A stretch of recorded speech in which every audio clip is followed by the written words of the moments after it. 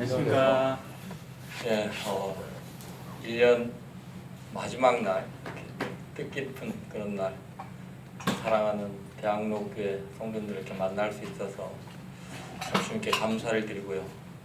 저에게도 큰 기쁨입니다. 제가 이 한국에 오면서 한국에 와서 깨달았습니다. 뭘 깨달았느냐?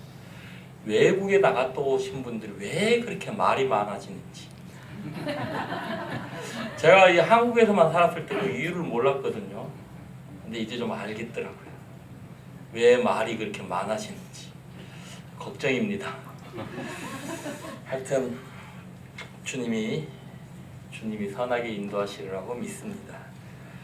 예, 남아프리카 공화국인데요. 남아프리카 공화국에 대해서 잠깐 설명을 드리자면요. 아프리카의 대륙 중에 제일 남쪽에 있는 그런 나라가 바로 남아프리카 공화국입니다. 저 밑에 보라색 부분. 우리나라와 같이 이 삼면이 바다로 둘러싸여 있고요. 우리나라 땅끝은 해남이잖아요.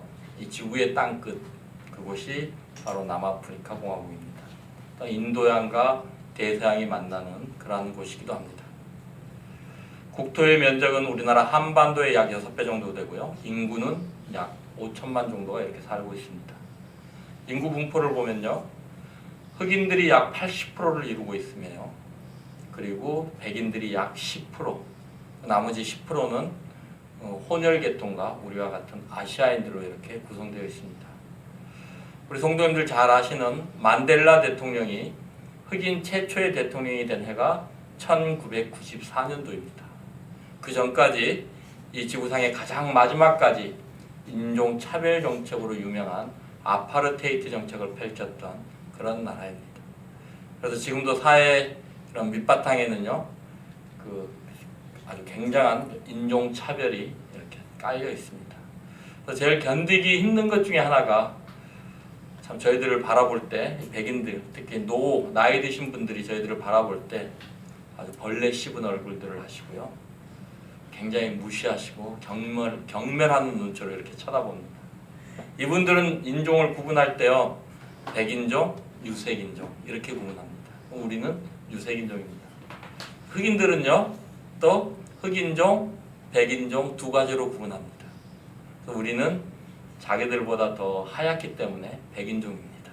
그래서 우리는 여기도 못 들어가고 저기도 못 들어갑니다. 처음에 이 온 세계에서 다 인류를 황인종, 흑인종, 백인종 구분한 줄 알았어요. 근데 아닌 것 같아요. 그곳에 가보니까.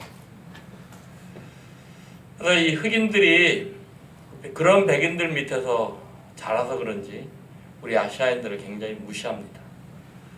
이렇게 운전을 하고 가다 이렇게 사거리 같은데 빨간 신호등에서 쓰면요. 거지들이 찾아와서 먼저 이렇게 합니다. 이게 무슨 제스처인지 아세요? 백인들이 아시아인들 비하할 때 쓰는 그런 제스처입니다. 아시아인들이 눈이 약간 좀 찢어졌거든요. 옆으로. 백인들에 비해서.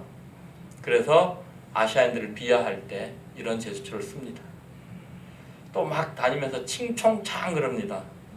이 말이 무슨 뜻인가 하면 우리나라 외놈 떼놈 하잖아요. 비슷한 말입니다. 아시아인들을 비하할 때 쓰는 그런 단어들인데 거지들이 막 와서 그래요. 그러면서 또 돈 달라 그럽니다. 속으로 그러죠. 야, 너 같으면 주겠니? 사실 이분들에게 돈을 못 드려요. 왜냐하면 다 마약을 하고 돈을 주면 술을 마시고 마약을 하기 때문에 집에서 나갈 때 이제 빵 한 봉다리, 또 굉장히 배고프기 때문에 빵만 주면 막 허겁지겁 먹어서 탈이 많이 납니다.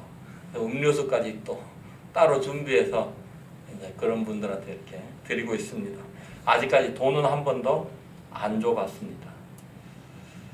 근데요, 참 이 나라 치안이 굉장히 불안한 나라입니다. 이곳이 이제 요하네스버그라고 하는 곳인데요. 이 유럽과 아프리카가 공존하는 나라, 그 나라가 곧 남아프리카 공화국입니다.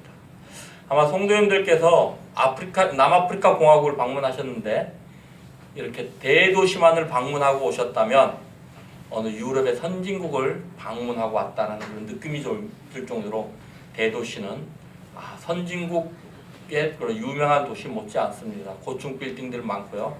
길거리에 우리 그 아시아인들 아니죠, 우리나라 그 집 한 채 값 하는 그런 차들이요 질비하게 다니고 있습니다. 참 이분들은요 자가용 비행기도, 우리나라 대통령도 없는 그런 자가용 비행기들을 가지고 있고요.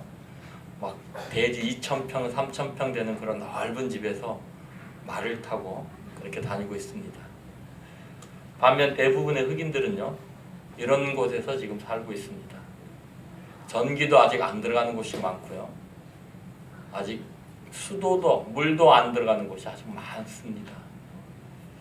참 이 나라 제가 재밌다라는 표현을 쓰는데요. 백인들은요 막 집이 넓기 때문에 잔디밭도 정원이 아주 넓거든요. 근데 이분들은 이제 건기 때도 이 잔디밭에 푸르름을 유지하기 위해서 마당에 스프링클러를 설치하고 시간 타이머까지 자동으로 해놔서 뭐 오전 9시만 되면 자동으로 이렇게 물이 뿌려지게 되어 있습니다. 또 우기 때도 비가 오는데도 불구하고 스프링클러가 작동을 해서 물을 뿌려줍니다. 근데 흑인들은요 마실 물이 없어갖고 썩는 물 먹어가지고 배탈 나고 이런 형편 가운데 있습니다. 이렇게 빈부의 격차가 굉장히 크다 보니까요 치안이 굉장히 불안합니다. 우리 같은 아시아인들은요 5분 이상 걸어 다닐 수가 없습니다. 5분 이상 걸어 다니면요 있는 거 다 적선하고 와야 됩니다. 참 운전을 하고 가는데 막 우리나라는 뭐 차 옆에 가방이나 핸드폰 같은 거 아무 데나 놓잖아요. 그런데요 이 나라의 거지들이 돈 달라고 할 때 이제 신호등에 빨간불 서 있으면 사거리마다 거지들이 있어갖고 돈 달라고 이러는데요. 이 안에 작은 손망치들을 가지고 있습니다. 그래서 차 안에 돈이 되는 물건만 보이면 두들겨 깨서 가지고 가버립니다. 손에 반지 끼고 있잖아요. 손가락 잘라갑니다. 이 총들을 가지고 있기 때문에 굉장히 그런 무서운 그런 치안이 굉장히 무서운 그런 나라입니다. 제가 이제 이곳에서 한국을 떠날 때 이렇게 이제 모든 짐들을 컨테이너로 보냈습니다. 왜냐하면 그 나라 물가가 워낙 비쌉니다. 지하 자원이 많기 때문에 백인들이요 자기들 살기 좋게 그 공기 같은 걸 깨끗하게 보존하기 위해서 공장을 안 만들었습니다. 그 안에서 나는 금이나 다이아몬드, 그리고 백금은 지구상의 최대 생산 국가입니다. 백금. 그렇기 때문에요 그것만 팔아 먹고 살아도 괜찮습니다. 그렇기 때문에 공장을 안 만들었어요. 그래서 흑인들은 일할 곳이 없습니다. 그래서 이 사람들은 먹고 살기 위해서 강도짓을 하는 겁니다. 참 이해는 갑니다. 먹고 살기 위해 먹을 게 없으니까 일자리도 없고 참 그래서 공산품이 굉장히 비싸요. 그래서 저희들이 답사를 갔을 때 공산품이 너무 비싸서 한국에서 쓰던 침대니 책상 뭐 모든 걸 다 컨테이너로 보냈습니다. 온 가족이 처음으로 이사할 때는 또 모든 제품들이 세금이 면제가 되기 때문에 그렇게 갔습니다. 갔는데 TV만 못 가지고 갔어요. 왜냐하면 우리나라는 TV가 송출 방식이 미국식인데 그쪽은 유럽식입니다. 그래서 가지고 가도 사용할 수가 없어서 그곳에 가서 TV만 이렇게 하나 샀습니다. 그 나라는 집집마다요 우리나라 그 ADT, 캡스 이런 것들이 다 설치되어 있고요. 전기 펜스들이 다 설치되어 있습니다. 근데 이제 TV를 그날 사서 설치를 하고 저희들이 29가구가 사는 그런 조그만 타운하우스였는데요. TV 박스를 게이트 밖에 갖다 버렸습니다. 나중에 한 사실인데요. TV나 가전제품을 사고 나서 박스는요. 사는 날 버리는 게 아니고 이사 떠나는 날 버리는 거였습니다. 저희들 누가 가르쳐주는 사람이 없어가지고 사서 설치하고 바로 갖다 버렸습니다. 그날 공교롭게도 그 캡슐을 설치해서 처음으로 작동하는 그런 날이었습니다. 근데 밖에 나갔다 보니까 그 TV 박스가 저희 집 현관문 앞에 와 있는 겁니다. 뭐 다들 눈치채잖아, 이게 왜 와 있는지. 그래서 저쪽으로 치워놨는데 그날 밤에 아니나 다를까 저희 집에 알람이 이제 울리기 시작합니다. 밖에 나가 보니까 경비하고 반장이 와 있더라고, 동네 반장이. 그래서 경비가 주기적으로 순찰을 도는데 누가 저희 집으로 넘어갔답니다. 알람이 울리니까 그 소리를 듣고 다시 또 다른 집으로 넘어갔다, 이렇게 얘기를 하더라고, 경비가 봤다고. 그곳에 이제 마당들이 있기 때문에 우리나라는 주로 이렇게 뭐 문 열리면 알람 시스템 울리게 돼 있잖아요. 거기는 이제 외곽 벽에 이 센서를 하나 달아놓습니다. 누가 뛰어 넘어오면 이게 이제 알람이 울리게 돼 있는 거예요. 근데 뒷날 아침에 일어나 보니까요, 우리 두 집 건너 TV가 없어졌습니다. 한 달 있다가 우리 앞집 아저씨는, 또 백인 아저씨는 총에 맞아서 새벽에요 9.11에 실려갔습니다. 제가 그 현장을 가서 보았는데 참 처참하더라고요. 이렇게 참 이 강도의 위험과 또 치안, 저희들 기도 제목 중에 하나가 또 뭐냐면요, 주님, 운전 중에 경찰 만나지 않도록 해주십시오. 강도보다 더 무섭습니다. 경찰들이요, 길 가는 여인을 경찰서로 데려가서 경찰관 3명이서 성폭행을 하는 나라입니다. 경찰서 안에서. 경찰들 중에 많은 경찰들이요, 갱단에 소속되어 있습니다.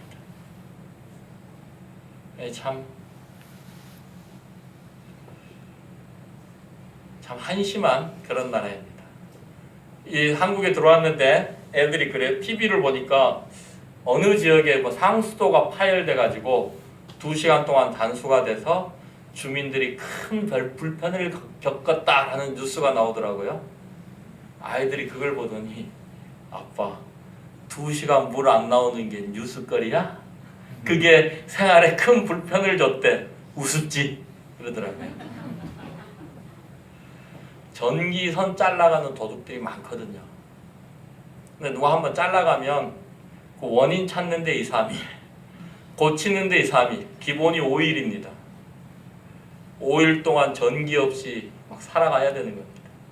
그 나라는 우리는 가스렌지로 밥 하잖아요. 그 나라는 전기 스토브입니다. 전기가 안 들어오면 밥도 못 해 먹습니다. 5일 동안 전기가 안 들어오는데요, 물도 뜨신 물로 이렇게 전기로 데웁니다. 그런데 겨울에 5일 동안 전기가 안 들어오면 샤워도 못하고 그렇게 살아야 됩니다. 참 그런 환경 가운데서 이렇게 이제 살아가는데요, 이 교통사고의 위험도 굉장히 참 높은 그런 나라입니다. 이 나라는 차량이 보통 시속 100km 이상 달립니다. 이곳이 우리나라로 치면 신촌 같은 그런 지역입니다. 대학가, 핫필드라고 하는, 프레토리아 안에 있는 핫필드라고 하는 지역인데요, 도심입니다. 근데 교통사고가 나서 지금 백인 할아버지가 의식을 잃고 쓰러져 있습니다. 제가 이 현장에 있었는데요, 죽었는지 살았는지는 모르겠습니다. 같이 사고가 났던 차가요, 도요타 렉서스 차입니다. 이 차가 애지간히 우리나라 에쿠스하고 사고가 나도 이 차는 멀쩡하고 우리나라 에쿠스는 이렇게 많이 망가지는 그렇게 튼튼한 차입니다. 그 차가 이렇게 망가질 정도면요, 굉장히 빠른 속도로 달리고 있다는 겁니다. 그래서 교통사고가 나면 꼭 인명사고가 뒤따릅니다. 그래서 제가 항상 이 주일마다 성경 공부를 하러 갈 때는 잠실교회 성도님들에게 카톡을 보냅니다. 기도해 주세요. 지금 떠납니다. 하고. 참 우리나라는 사고가 나면 그냥 가벼운 접촉사고잖아요. 이 나라는 그렇지 않습니다. 제가 이 나라 가서 길바닥에 그렇게 쓰러져 있는 사람들을 많이 보리라고는 상상도 못했습니다. 총에 맞아 쓰러져 있는 사람들, 교통사고 나서 쓰러져 있는 사람들, 참 다양한 방법으로 쓰러져 있는 사람들을 많이 보았습니다. 5, 6살 된 어린이로부터 연세 드신 할아버지, 할머니까지 참 많은 사람들을 보았습니다. 영화에서나 보는 한 그런 장면들이요, 이 나라에서는 실제 상황입니다. 우리 영화 보면 막 강도들이 뭐 훔쳐가지고 차도 안으로 뛰어 들어가면 막 차 안에서 급브레이크 밟고 막 크락션 누르고 이러잖아요. 그럼 막 경찰들 따라가고. 이 나라는 실제 상황입니다. 여러 번 목격했습니다. 한 번은 제가 이제 성경 공부를 하기 위해서 운전을 하고 갔는데요. 제 앞에 가던 차가 갓길에 차를 세우고 운전자가 내리더니 제 달리는 차 앞으로 들어오는 겁니다. 시속 100km 이상 달리고 있는데. 얼마나 제가 그때 이 머리끝이 뼈쩍뼈쩍 쓴다는 게 뭔 줄 깨달았습니다. 처음 한번 그런 느낌을 받아봤습니다. 왜 그런 느낌을 받았느냐? 크락션을 울리려고 하는데 이분이 여기서 뭘 꺼냅니다. 권총이에요. 딱 겨누는데 다행히 총구가 제가 아니고 길 반대편인 겁니다. 막 반대편에서 여자의 비명소리가 나고요. 그래서 저는 얼른 잽싸게 그래서 이제 빠져나왔던 이런 경험도 있고요. 제 앞에서 그렇게 이 총을 겨누는 장면들을 여러 번 목격하게 되었습니다. 한 번은 운전하고 갔는데요. 그 나라는 또 11월에서 4월까지는 우박이 내리는 시즌입니다. 제가 그곳에서 이 출애굽기에 대해서 굉장히 실감을 합니다. 이 대낮에도 구름이 해를 가리면요, 진짜 어두워지더라고요. 깜깜해지더라고요. 메뚜기가 이만씩 합니다. 메뚜기가. 그렇게 큰 메뚜기 처음 봤습니다. 그리고요, 우박을 보는데 우박이 보통은 이 콩알만한 우박이거든요. 이만한 우박입니다. 제가 운전을 하고 갔는데요. 유리창 다 깨지고요. 제 차 지붕, 본네트, 트렁크 옆에 문 새 걸로 싹 바꿨습니다. 다 찌그러져서. 그러면서 제가 깨닫는 게 있습니다. 뭐냐? 그래도 제가 젊고 한국에 있었을 때는요, 죽음이 저만큼 있는 줄 알았습니다. 근데 그곳에 가서 보니까요, 죽음이 바로 내 코앞에 있더라고요. 누가 뭐 총 한 번 땅 쏴면 죽는 겁니다. 길거리 걷고 있는데 그런 우박 내리면 죽는 겁니다. 이거. 죽음이 멀리 있지 않더라고요. 자매하고 둘이 얘기합니다. 죽음이 결코 멀리 있지 않다. 우리 코앞에 죽음이 있는데, 자, 그럼 우리는 어떠한 죽음을 맞이할 것인가? 죽음 앞에서 후회 없는 사람이 되자. 떳떳한 죽음을 맞이할 수 있는 사람이 되자. 그러려면 어떻게 해야 되느냐? 죽도록 충성할 수밖에 없다. 이걸 깨닫습니다. 참 놀라웠습니다. 주님이 저희 부부에게 그런 깨달음을 주셨는데, 그때 자매하고 둘 다짐을 합니다. 그렇다. 후회 없는 죽음을 맞이하자. 그래서 주님 앞에 섰을 때 어깨 딱 힘주고 당당하게 설 수 있는 그런 사람이 되자라고 다짐을 하게 됩니다. 참 놀라웠습니다. 그런 가운데요, 이제 생활을 하는데, 제가 이곳에서 이제 떠날 때 저 영어 실력이 어느 정도였냐면요, 웃지 마십시오. 제 영어 실력에 대해서 좀 말씀드리겠습니다. 제가 청년들을 데리고요, 한국에 있을 때 네팔 비전 캠프를 약 5년 동안 이렇게 다녔었습니다. 처음에 갔는데 그 프로그램 시간에 오리엔테이션 시간이 있는데 영어로 학생들 앞에서 자기소개를 해야 된다는 겁니다. 나는 40이 넘었으니까, 청년들 입장에서 봤을 때 나 40이 넘었으니까 좀 빼주면 안 돼 그랬더니 한 명도 열에는 없답니다. 눈앞이 깜깜했어요. 같이 갔던 잠실교회 그 전주영 형제라고 있었는데, 이 형제에게 자기소개서를 좀 써달라고 부탁을 했습니다. 그때 이 형제가 영어로 Hello, I am 아브라함 초이, 나이츠 미츠 하고 써줬어요. 그걸 바라보는 순간 눈앞이 더 깜깜했습니다. 그래서 그 형제한테 그걸 다시 주고 영어 말고 한글로. 그래서 이 형제가요, 그 밑에 한글로 헬로우 웃지 마시라니까. I am 아브람 초이 나이츠 미츠 이렇게 한글로 써졌어요. 그래서 그거 보고 읽었습니다. 그래서 제가 이 한국을 떠날 때 잠실교회 장로 형제들에게 부탁을 드렸어요. 가서 3년 동안은 아무 일도 하지 않고 언어 공부만 하겠습니다. 그리고 4년째 된 해부터 선교의 일을 시작할 테니까 빨라야 5년, 안 그러면 6년입니다. 그 이전에 저에게 어떤 선교의 그 열매에 대해서 기대하지 말아 주십시오 하고 부탁을 드리고 갔습니다. 근데 가서 이렇게 공부를 하는데요, 제가 막 제 자신한테 화가 납니다. 한 2시간, 3시간 앉아서 단어도 외우고 열심히 공부했거든요. 일어나서 딱 뒤돌았으면 뭘 공부했는지 하나도 모르는 겁니다. 정말 답답했어요. 그때 주님이 저에게 야고보서 5장의 말씀, 1장 말씀을 주십니다.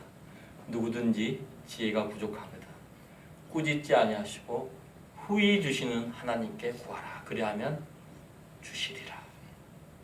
그 말씀 하나 붙들고 기도했습니다. 외워지더라고요. 참 놀라웠습니다. 신기했습니다.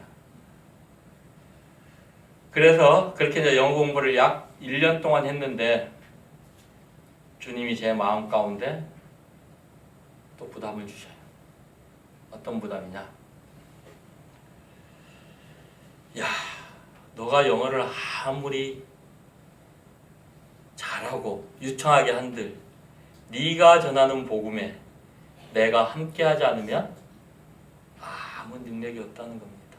그러나 네가 좀 영어가 서툴고 말이 어눌할지라도 내 의지하고 내 능력으로 복음을 전하면 그 복음에는 능력이 나타난다는 그런 말씀을, 부담감을 계속 주십니다. 자꾸 거부했어요. 주님, 그래도 이건 아니죠. 내가 지금 거지들한테 이런 무시까지 당하며 살아야 되는데 또 영어까지 못한다고 그런 무시를 당하며 살아야 됩니까? 내가 좀 어느 정도 하고 할게요. 좀 봐주세요. 하는데도 한 3개월 가까이 마음 가운데 평안이 없습니다. 그래서요, 동네에 있는 경비한테 쫓아가서 복음을 전합니다. 마음이 평안이 없어요. 그래서요, 영어가 안 되니까 영어 성경 펴놓고 좀 손가락으로 가리키면서 이거 한번 읽어봐. 이게 무슨 뜻인지 알아. 이래가면서 좀 복음 전하고 있는 겁니다. 근데 이때 삶이 굉장히 힘들었어요. 제가 가서 깨닫는 제 첫 번째 깨달음이 뭐냐? 믿음대로 된다. 어떠한 믿음을 가지고 살아가느냐? 굉장히 중요한 것 같습니다. 제가 이곳에서 떠날 때 먹고 사는 문제, 또 치안 문제, 애들인 문제로 해서 고민을 많이 했었는데 주님께서 시편 147편 13절 이하에 있는 말씀으로 저에게 약속해 주셨어요.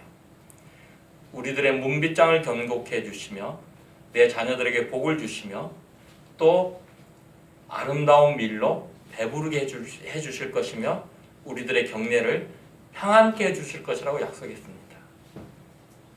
근데요, 그 말씀을 의지하지 못했어요. 믿지 못했어요. 주님은 저에게 약속해 주셨는데 갔을 때 막내가 초등학교 2학년, 둘째가 5학년, 큰애가 중학교 2학년이었습니다.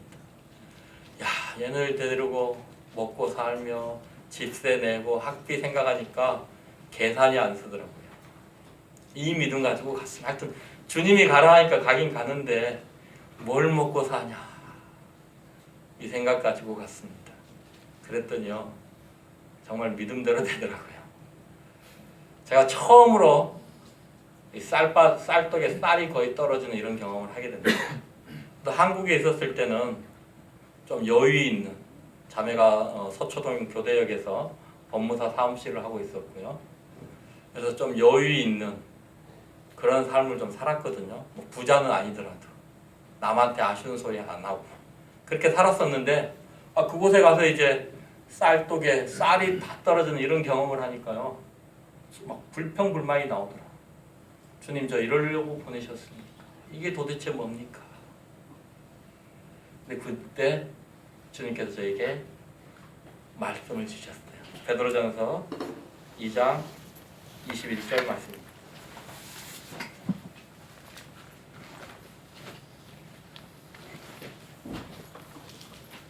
베드로전서 2장 21절 말씀을 제가 읽도록 하겠습니다.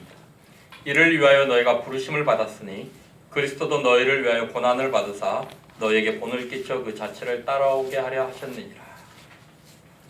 예수님이 이 땅에 오셔서 약 30년 넘는 그런 삶을 사셨습니다.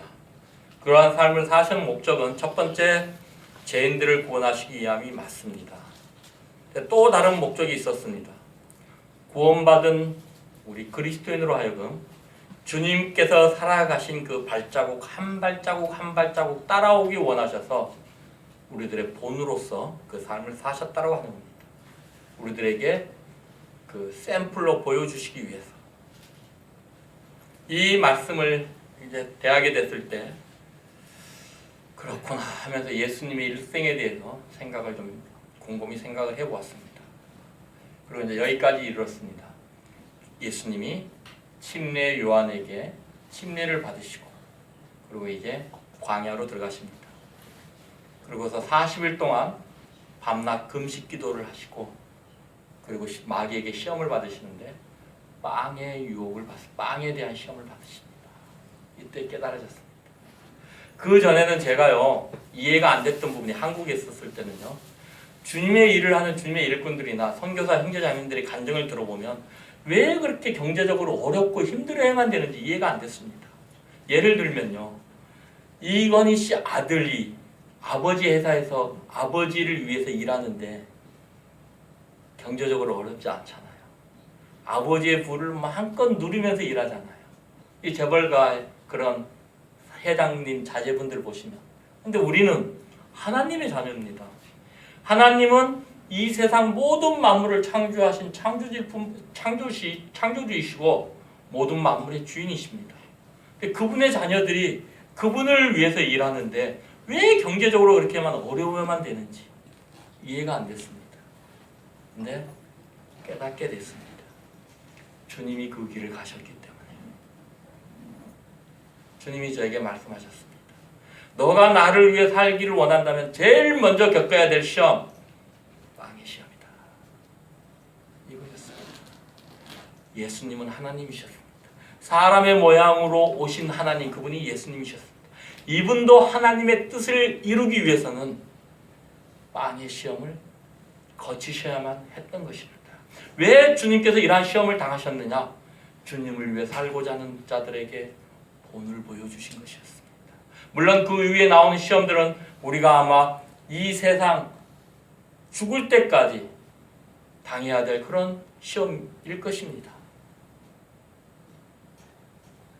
근데요, 이걸 깨닫고 나니까요, 참 신기하게 불평과 불만이요, 감사로 바뀌더라고요.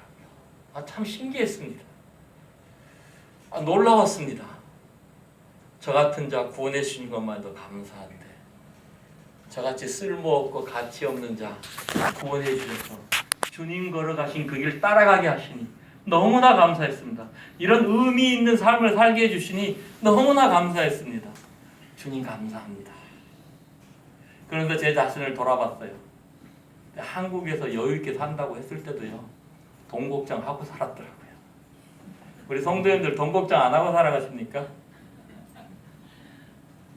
이렇게 사나 저렇게 사나 돈 걱정하는 건 매일 마찬가지더라고요.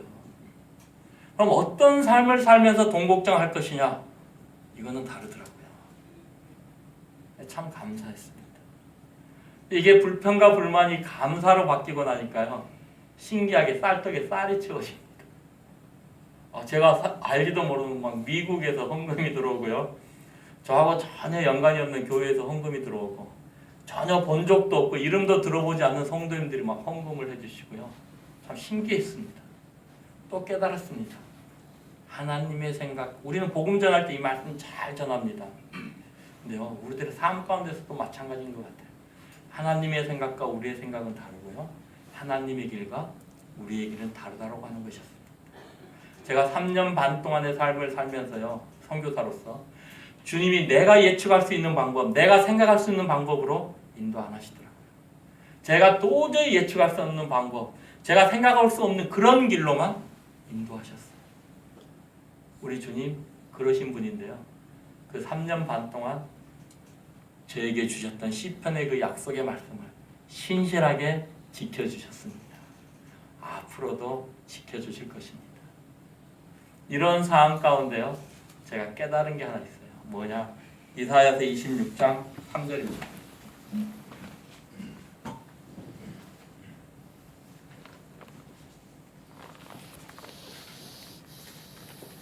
이사야서 26장 3절 말씀을 제가 읽도록 하겠습니다. 주께서 심지가 견고한 자를 평강하고 평강하도록 지키시리니 이는 그가 주를 신뢰함입니다. 우리말 성경이 굉장히 어려운 것 같아요. 평강하고 평강하도록 지키신다. 이게 도대체 무슨 뜻일까? 영어 성경에 보니까요, perfect peace라고 되어 있습니다. 완벽한 평강, 완전한 평강이요. 주님께서 심지가 견고한 자들은요, 완벽한 평안으로 지켜주시고, 또 그러한 자들은요, 주님을 신뢰하는 자들이었습니다. 참 놀라웠습니다. 이 이후로부터는요, 제 앞에 총이 들어와도 두려움이 없어요. 참 신기합니다. 마음이 평강해요. 흔들리지 않습니다. 어떤 태풍이 몰려오고 어떤 그런 악조건 속에서도요, 마음이 흔들리지 않는 겁니다. 참 놀라웠어요. 그리고 우리 주님만 100% 신뢰할 수 있도록, 그러니까요, 이 마음이 요동치지 않는, 심리가 견고하다는 게 결국 흔들리지 않고 변하지 않는 거거든요. 이거는 어떤 자들이 할 수 있느냐? 주님을 신뢰하는 자들입니다. 이런 자들을 하나님께서 완벽한 평강, 이 평강이 어떤 평강인가 보니까요, 빌립보서 4장에 보면 아무것도 염려치 말라, 그리고 감사함으로 기도하라.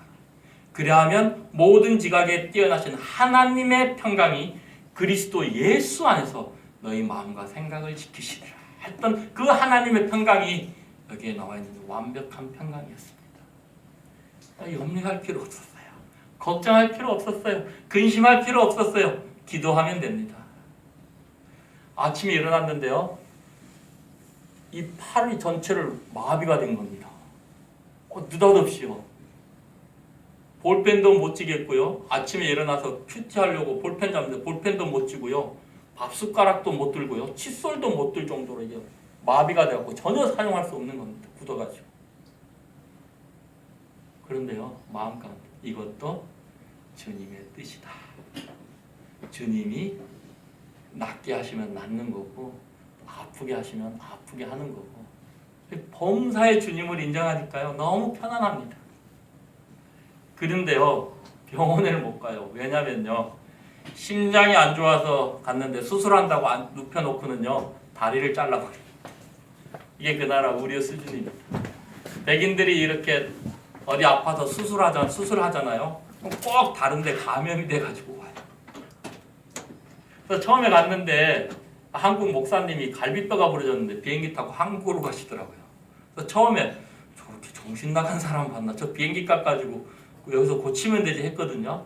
나중 되고 보니까 이해가 가더라고요, 그분이. 그래서 병원은 못 가고 그 앞에 있는 그 중국 사람이 하는 또 한의원이 공교롭게 있었어요. 침 한 방 맞는데 65,000원 올인할 돈 거예요. 딱 한 방 맞고 집에 들어와서요, 무릎 꿇고 주님 하고 기도하는 것밖에 없습니다. 한 일주일 지나니까요, 괜찮아지고요. 한 달 지나니까 완전히 완전한 상태로 돌아오더라고요. 그러니까 주님께서 이 3년 한 4개월 동안의 삶 가운데 저를 가르치신 것은 어떤 환경 가운데서도 주님만 신뢰하는 법을 가르쳐 주셨어요. 그리고 믿음으로 사는 법을 가르쳐 주셨어요. 그리고 주님이 얼마나 신실하시고 주님이 얼마나 저희 가정을 사랑하시는지, 그거 가르쳐 주셨어요. 그거 알고 나니까요. 참 주님 신뢰하게 되더라고요. 참 놀라웠습니다. 그리고요, 한 번은 자매 친구에게 전화가 왔습니다. 이분은 교회도 한 번도 안 나가보신 분입니다. 자매의 고향 친구입니다. 한국에서 남아공까지 전화하셔가지고 계좌번호 좀 가르쳐달라는 겁니다. 그냥 가르쳐줬더니요, 이분이 굉장히 큰 돈 한 몇백만 원을 보내주셨어요. 참 놀라웠습니다. 근데 그게요, 공교롭게도 그동안 아이들 몇 달 밀려있던 학비였어요. 정확한 금액이었습니다. 참 우리 주님 이렇게 참 신실하게 일해주셨어요. 너무나 감사가 되었습니다. 그래서 주님만 신뢰하면서 이제 되지도 않는 영어 실력 가지고 복음을 전하게 되는 것이었습니다. 이 친구하고 이렇게 복음을 전했는데요. 이곳이 이제 이 친구가 사는 그런 마을입니다. 제가 사는 곳에서 차로 약 20분 정도 걸리는 마멜로디 지역이라고 하고 있는 지역인데요. 깽단들 많이 살고 마약 중독자, 알코올 중독자들 많이 사는 그러한 지역입니다. 이곳에 들어가려니까 모두들 말려요. 그 위험한 곳을 왜 들어가려고 하느냐. 근데 어떡합니까? 주님이 들어가라고 하니까 들어가야죠. 들어갔습니다. 그랬더니 이 남아공의 흑인의 약 50%가요 에이즈 환자고요. 아이들의 약 30%가 에이즈 보균자입니다. 참 딱하지요. 그래서 이 흑인 마을 들어갈 때 굉장히 조심스러워요. 주일 학교들을 할 때 이 아이들 뛰놀다가 피가 나잖아요. 얘네는 참 처음에 한번 그걸 목격을 했는데 제가 어떻게 대처를 해야 될지 모르겠는 겁니다. 함부로 만질 수도 없고. 참 제가 흑인들을 사람으로 대해야 되잖아요. 근데 그렇게 치안이 불안하다 보니까 처음에 어떻게 해요? 경계해야 됩니다. 이건 아직도 주님하고의 어떤 그 기도 제목입니다. 이렇게 주님의 사랑으로 그냥 다가가도 이게 참 복음이 전해질까 말까 하는데 처음에 경계를 하고 그러고 나서 복음을 전해야 되니까 참 아이러니한 그런 좀 상황입니다. 이런 것들은 기도 제목인데요. 그래서 이곳을 들어간다고 했을 때 이 백인 친구가 도저히 못 믿어서 이렇게 함께 가줍니다. 주님이 참 처음부터 이렇게 주위에 좋은 사람들을 보내주셔가지고요. 저희들이 그곳에서 사는데 처음에 비싼 수급료 안 내도 될 정도. 뭐 강공서나 이런 기업 뭐 전화 신청하고 인터넷 신청하고 하는 거 저희들이 전화하고 찾아가면 일 안 해줍니다. 이 친구가 딱 전화 한 통화 해주면요. 모든 게 해결돼요. 참 신기하더라고요. 백인이거든요. 아직도 이 흑인들은 백인들 앞에서 쩔쩔맵니다. 자기들이 대통령하고 정권을 갖고 있으면서도 불구하고 오랜 습성 때문에요. 이 백인하고 흑인들의 관계는 이 주종의 관계가 아주 확실합니다. 그래서 백인들을 굉장히 무서워해요. 그리고 이분들은 총을 가지고 있기 때문에 더 무서워합니다. 그래서 이분이 전화 한 통화만 해주면 모든 게 해결되는 거예요. 참 주님 이렇게 참 고마운 분들을 옆에 두셔가지고 저희들을 돕게 해주셨어요. 이분이 이제 저희들 그곳에 들어간다니까 못 믿어서 같이 가줬어요. 그러면서 이분이 얘기를 해줍니다. 자기 형이 그곳에 사진을 찍기 위해서 들어갔는데 들어간 지 1시간 만에 가지고 왔던 카메라뿐만 아니라 있는 거 다 뺏기고 가까스로 도망쳐난 그런 위험한 곳이라 저에게 조심하라고 얘기를 해줍니다. 근데 우리가 옛날 그 흑인 영화 보면 외지인들이 처음 흑인 마을 들어가면 그 추장들 이렇게 찾아가서 인사하고 추장이 허락을 해야 그 동네 살 수 있잖아요. 지금도 그렇습니다. 제가 이곳에 가서 이제 성경 공부를 하려면요, 이분들이 이제 이곳 커뮤니티 유원들입니다.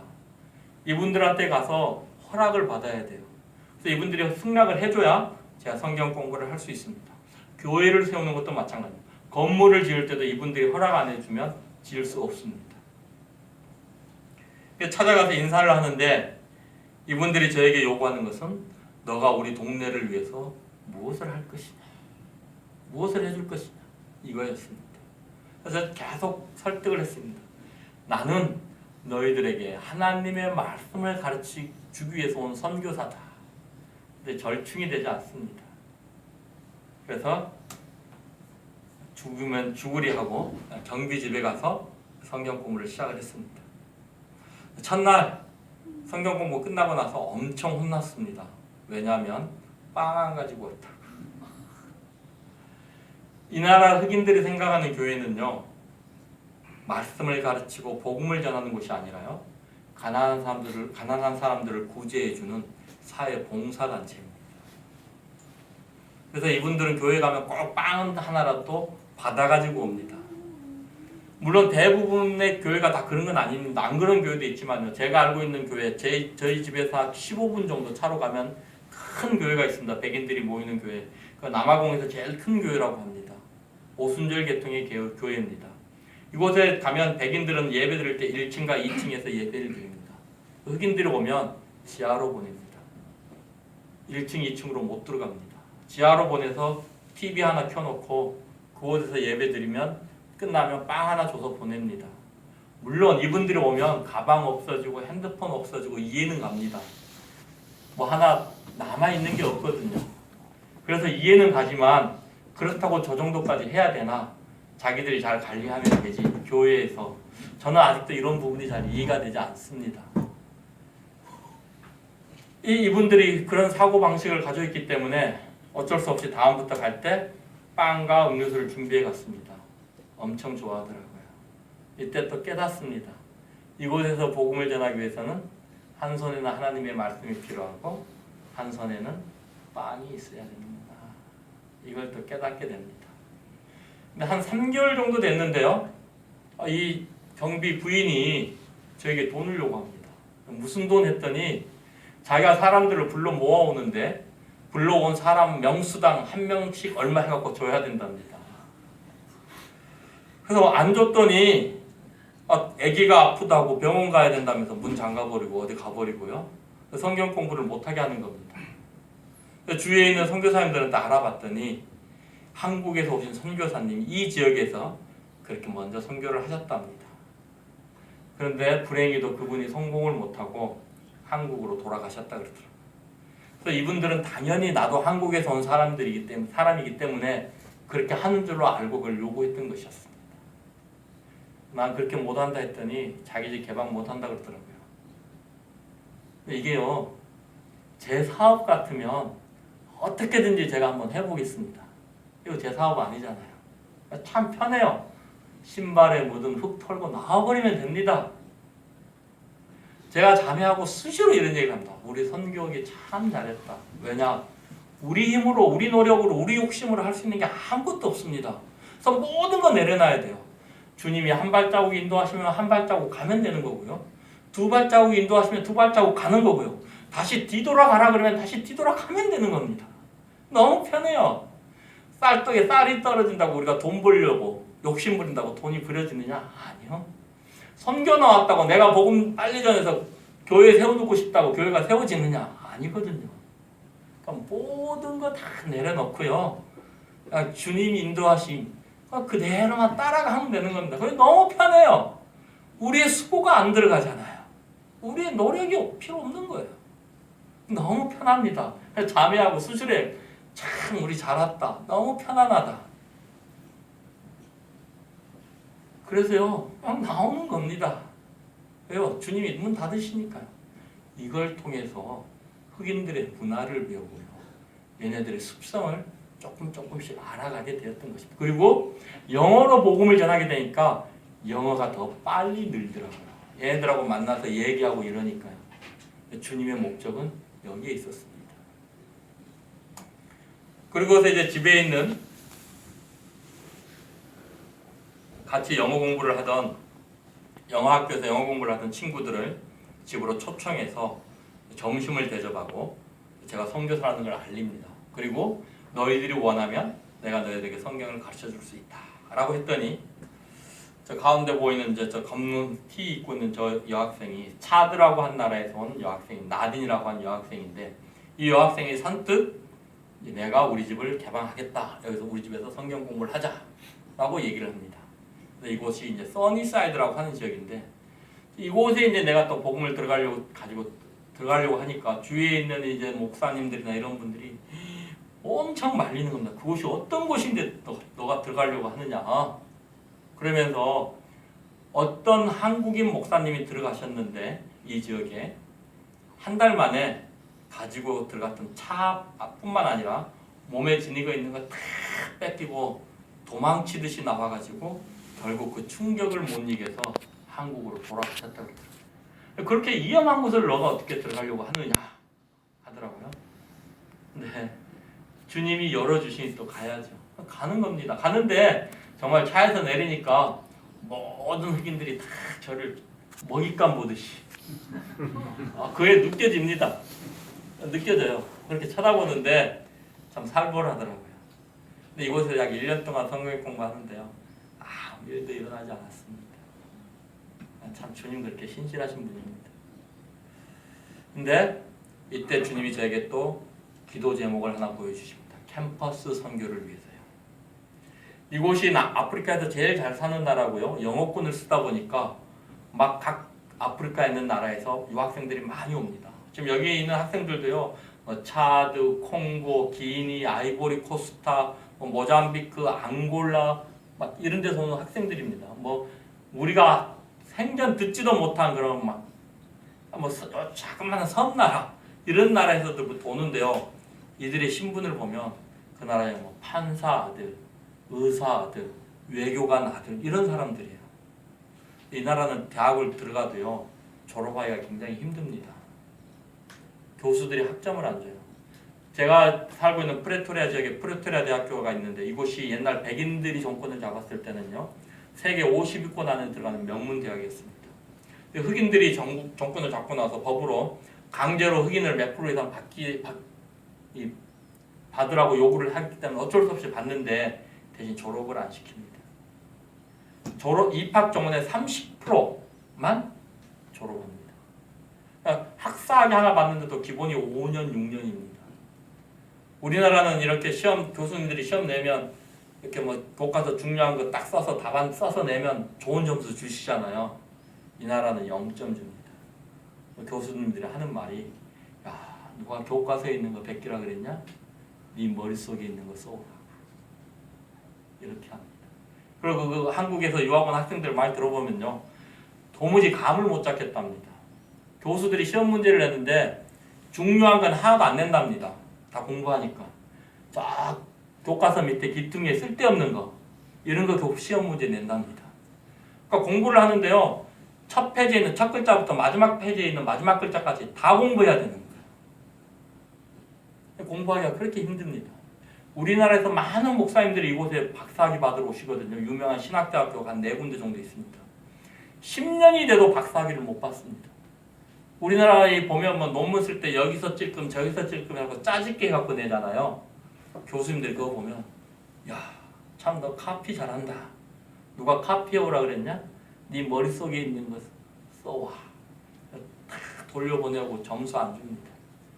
그래서 대부분 보면요. 9년, 10년 돼도 학위 못 받으시더라고요. 그래서 이분들이 최소한 학사 학위 받는 데만 5년, 6년 걸립니다. 또 이 나라에서 대학을 졸업하면요. 자기 나라에 가서 좋은 직장을 구할 수 있어요. 많은 유학생들이 옵니다. 제가 이곳에서 성경 공부할 때도요. 무슬림들이 매주 3명, 4명씩 왔어요. 아프리카에 그렇게 무슬림들이 많거든요. 와서 뚝섬 조대희 형제님이 이때 방문하셔서 이곳에서 구원 간증을 해주셨는데 애들이 놀랍니다. 우리는 너같이 그렇게 변화된 삶을 살기 위해서 하루에 5번 기도하고 먹지 말라는 거 안 먹고 금욕하고 절제하며 살아가도 안 되는데 너는 어떻게 하루아침에 그렇게 사람이 바뀔 수 있느냐.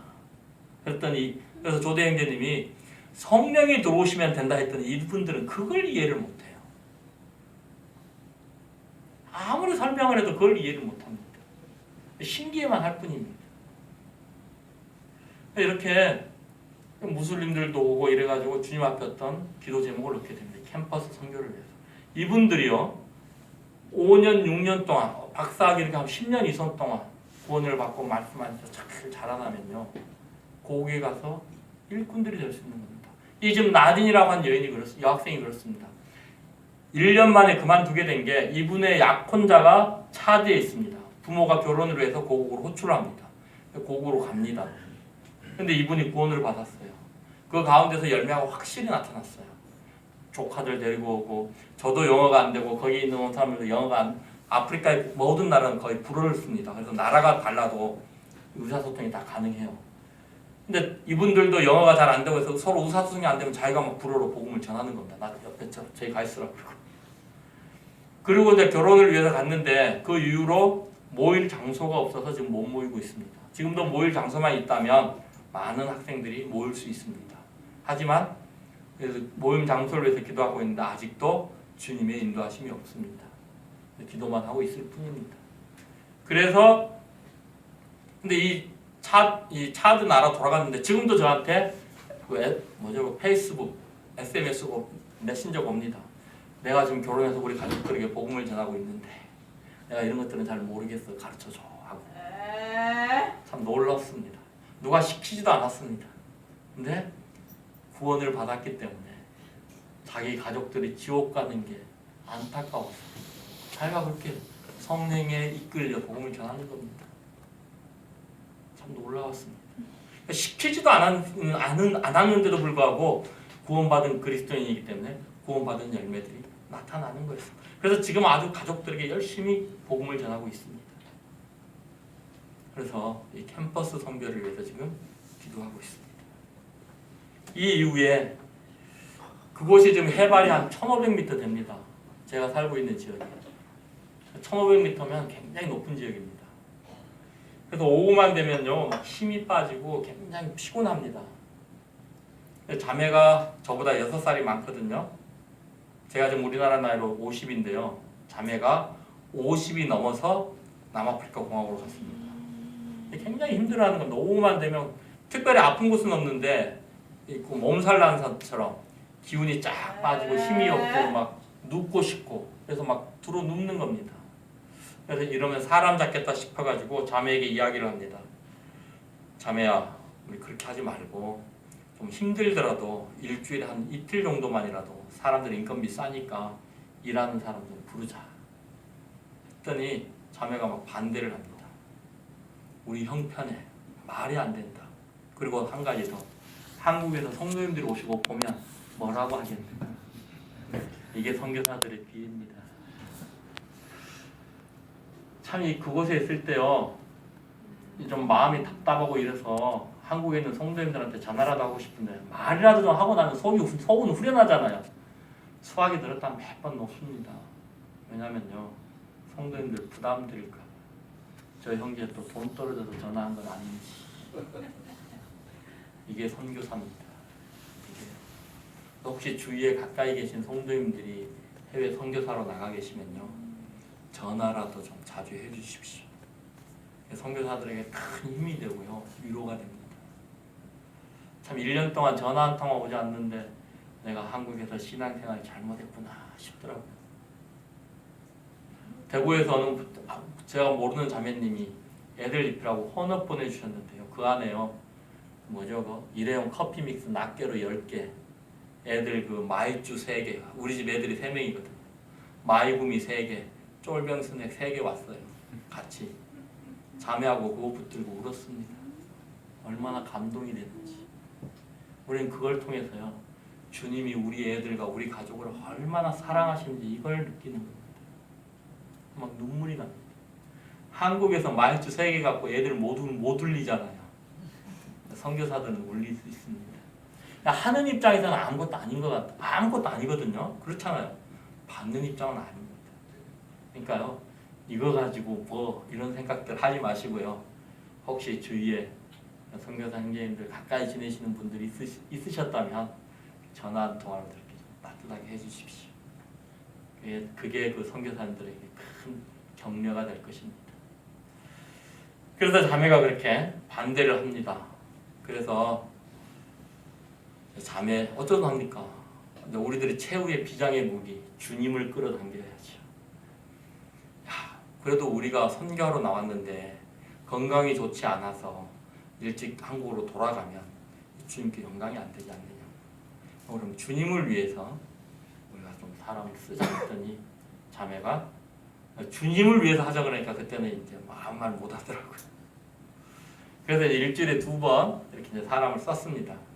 그러면서 이제 일하기 전에 이렇게 앉혀가지고 성경 공부를 했습니다.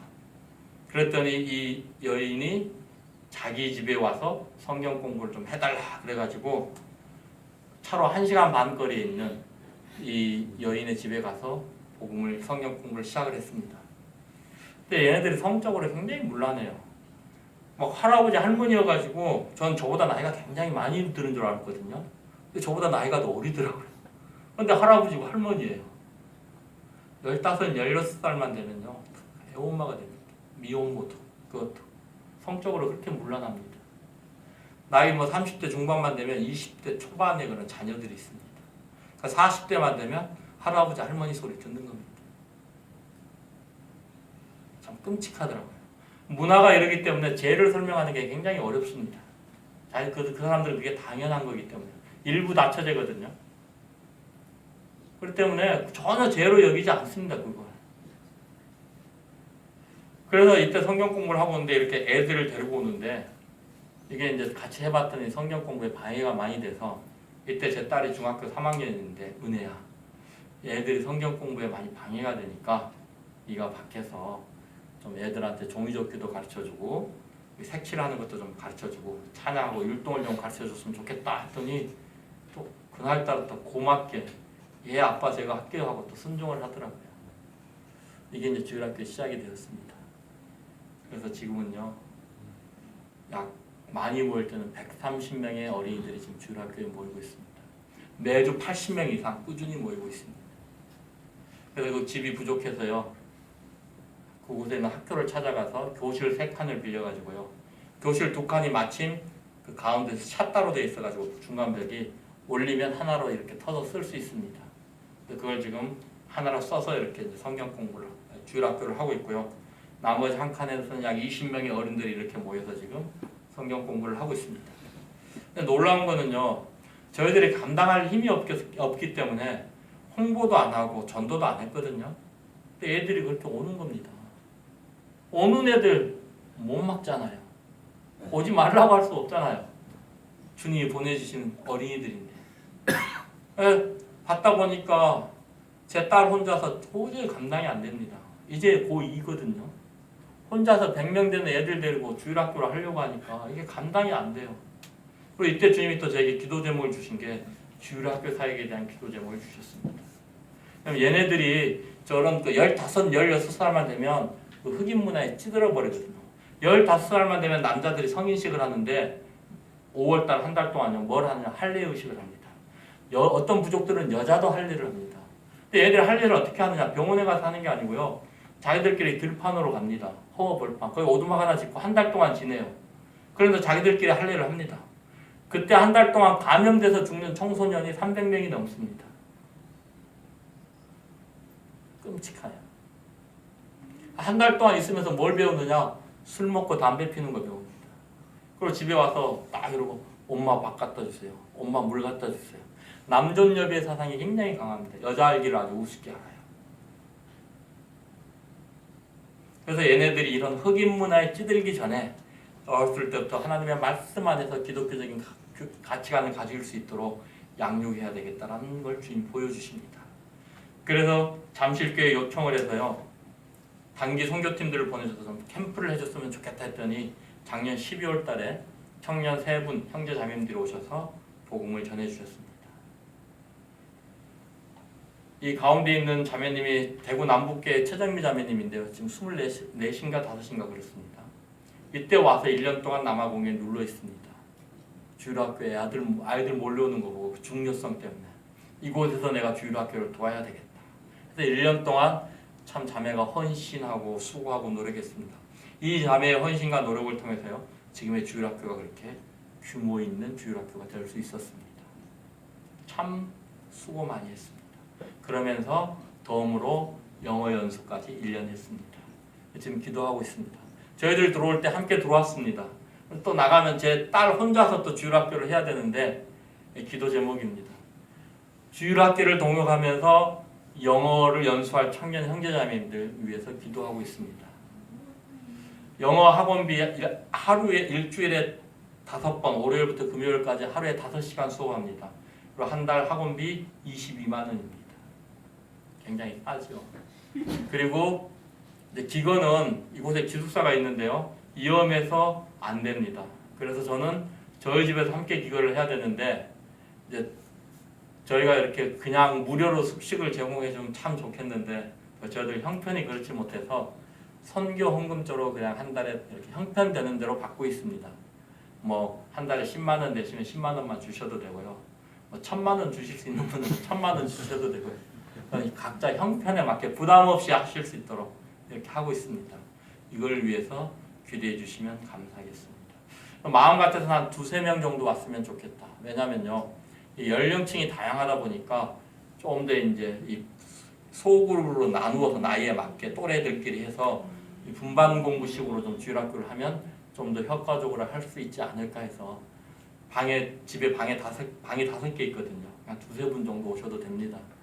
이걸 위해서 지금 기도하고 있습니다. 근데 이때 해보니까 뭐가 문제냐? 12월 달이면 한참 더울 때거든요. 12월, 1월이. 밥상 딱 차려놓고 기도하고 나니까 파리들이 먼저 와서 먹고 있어요. 저희는 이제 적응이 돼서 손으로 한번 훑어버리고 먹으면 되는데 한국에서 오신 이 청년분들이 밥을 못 먹어요. 그래서 시기적으로 12월 달보다 7월 달이 낫겠다. 그때는 파리 모기가 없으니까요. 그래서 금년 7월 달에 요거 하나 말씀드릴게요. 오면 청년들도 훈련을 해야 되기 때문에 제가 복음을 전하는 게 아니고 청년들에게 영어로 복음을 전하라고 시킵니다. 근데 아이들이 아직 영어가 서툴기 때문에 이분이 학교 선생님인데 성경 공부에 한 2년 가까이 나오신 분입니다. 이분이 통역을 하면서 구원을 받습니다. 지금 아주 든든한 동역자가 되어 있습니다. 참 놀랍습니다. 플로라로 하는 여인입니다. 그리고 구원받고 나서 그 전에는 비공식 교사였거든요. 근데 나이 40이 넘어서 선생님 시험 봐갖고 임용이 됐습니다. 그러니 본인이 간증합니다. 야, 구원받고 나니 하나님이 축복 주셨다. 이렇게. 그래서 금년 7월달에 이렇게 8명의 청년들이 와서 제2기 SABC 캠프를 했습니다. SABC는요, South Africa Bible 캠프의 약자입니다. 공교롭게도 그 나라 국영방송이 SABC 방송입니다. 우리나라 KBS처럼. 오히려 덕을 좀 많이 보고 있습니다. 이렇게 왕관 만드는 거 별거 아니잖아요. 이거 하나 만들어가지고요, 이틀 3일 동안 동네 한복판을 쓰고 그냥 누빕니다. 자랑한다고. 이런 문화가 없으니까요. 참 신기합니다. 그래서요, 이 2번의 캠프를 통해서 마을 사람들이 저에게 별명을 지어줬습니다. 어떤 별명이냐? 축복의 통로라는 별명을 지어줬습니다. 너는 우리 마을에 하나님의 축복을 가져다주는 통로야. 참 감사하더라고요. 지금 동네 가면 동네 사람들이 먼저 인사해요. 저보고 신방 이렇게 가서 집 같은 거 몰라서 물어보면 꼭 먼저 얘기한다. 너 저 학교에서 성경 공부하는 선교사 맞지? 하면서 아주 친절하게 가르쳐줘요. 감사합니다. 참 내년에도 6월 26일부터 한 2주일 동안 이렇게 계획되어 있습니다. 집이 공간이 한정되어 있기 때문에 12명으로 이렇게 제한하고 있습니다. 벌써 한 4분, 5분 정도 이렇게 신청하신 것 같아요. 나 자리 얼마 남지 않았습니다. 네. 그래서 이제 여러 가지 기도 제목이 있는데 아까 다 말씀드렸고요. 이제 또 한 가지 기도 제목을 말씀드리자면 이제 학교 교실도 좁아졌습니다. 그래서 이제 주님이 인도하시면 내년에 어떤 그 예배당 모일 수 있는 그런 장소를 하나 지었으면 좋겠다 하는 그런 기도 제목이 있습니다. 근데 이 나라는 이 교회 짓는 것도 굉장히 어렵습니다. 한국에서 오신 선교사님들이 이 나라의 어떤 그 문화를 보면 대도시는 개인적으로 소유가 가능합니다. 흑인들 마을은요, 그 부족 족장의 땅입니다. 개인 소유가 없어요. 그래서 이 흑인들도요, 이 족장한테 한 달에 자기들 집세로 한 달에 우리나라 돈으로 한 2만 원, 3만 원 정도 1년에 줍니다. 한 달에 한 1년에 그 정도. 그래서 이제 그 사람들 그 족장을 킹이라고 부릅니다. 킹. 그래서 이제 저도 이제 교회를 세우려면 먼저 커뮤니티한테 가서 허락을 받고 그러고 나서 킹한테 땅을 사서 이제 교회를 지어야 되거든요. 근데 앞서서 일하시는 분들 보니까 한 2-3년 이렇게 막 그분들은 또 막 땅 사가지고 예배당을 지면 뭐 보통 어기더라고요. 그런 마을에 그렇게 큰 돈 들여서 예배당을 왜 짓는지 모르겠습니다. 한 2-3년 지나면요, 견물생심이라고 커뮤니티에서 야 그거 우리 써야 되겠다 좀 나가줘 합니다. 그러면 등기 내 앞으로 돼 있는데 이런 거 소용없습니다. 고스란히 다 주고 나와야 됩니다. 저는 참 주님의 은혜로 학교 교장 선생님이 저에게 먼저 요구하셨어요. 학교 옆에 그 짜투리 땅 한 200~300평 있는데 너가 원하면 그곳에 교회를 지을 수 있다. 허락을 해주마. 단 그 옆에 내 사무실 조그맣게 하나만 만들어줘. 전 그걸 위해서 기도하고 있습니다. 왜냐하면 그곳에 지어놓으면 거기 땅은 국가 땅이거든요. 뺏길 염려가 없습니다. 학교가 없어지지 않는 한 계속 예배당으로 사용할 수가 있습니다. 주님이 어떻게 인도하실지 모르겠습니다. 그래서 이러한 것들을 위해서 기도하고 있습니다. 마지막으로요. 사도행전이 아니고요. 사무엘상 30장